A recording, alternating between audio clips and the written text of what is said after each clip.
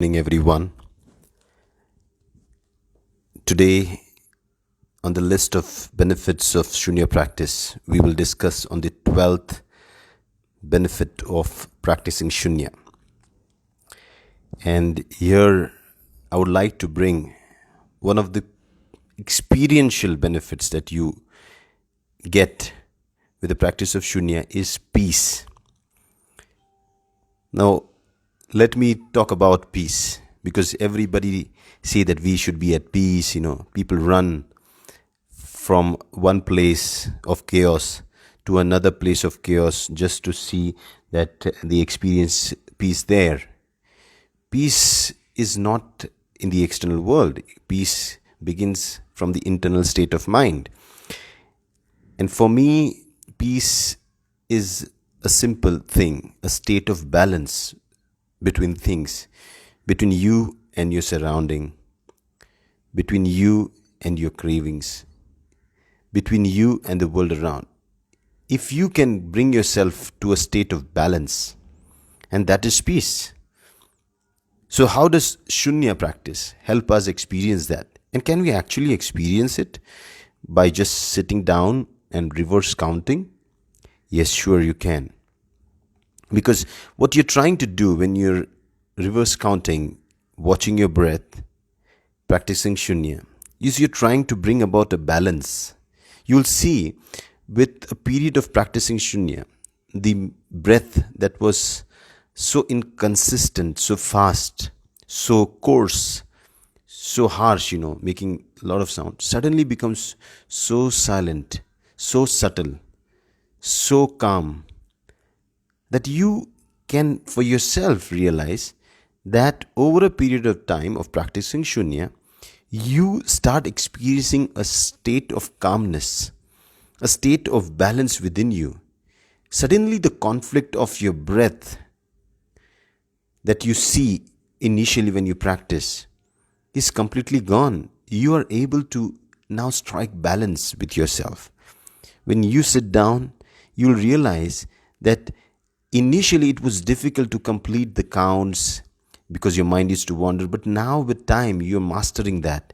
You're able to achieve that balance. And that itself gives you a kind of feeling of serenity, a peace, which makes you feel so great. It's kind of very addictive. Many a time people who practice Shunya love it so much that they just want to be there and stay in that state. Doctor calls that a state of ecstasy, a kind of feeling. You start experiencing so much joy because this peace is coming from everything that is in balance within you. And that's really amazing.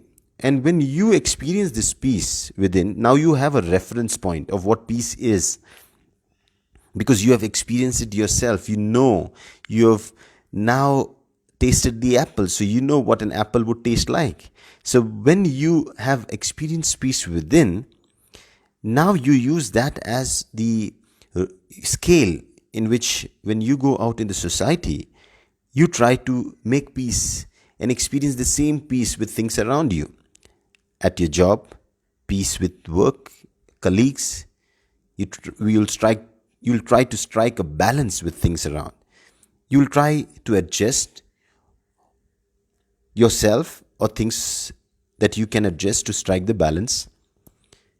It just happens automatically because when you were practicing Shunya, you had already developed the skill. And now when you take that back in society, in your personal life, you're able to do that. Because we always say what you get trained in, your training classes, you use that during the game. And this is exactly what happens. When you practice Shunya, Shunya is just your training ground. But your real game is when you use that in your real life, in your relationships, in your work. And so peace is something that can automatically be experienced by the one who practices Shunya. And I'm very well agreeing to what Dr. Lim said. Even if 3% of the population on earth, they practice Shunya and experience peace within themselves, is 3% of people will be good enough to bring peace around the world. And the only contribution you have to do is to do it with yourself. You need to first find that peace. You need to come to that state where you can experience peace. Trust me, the only way to find out that everything is peaceful is by finding out that they are in balance. If you start experiencing peace, be assured that you have a state that the mind has reached where everything is in balance. People crave so much for peace, they take drugs, they take kind of intoxications just to achieve the state of peace, but it never comes. It will never come because you're dependent on something. Peace comes when you're independent of things. Peace is never dependent on something. If it is dependent, that's not peace. So, this practice of Shunya, sitting down, observing the breath, reverse counting, will bring you to that state, that feeling of serenity, calmness, which we can say is peace.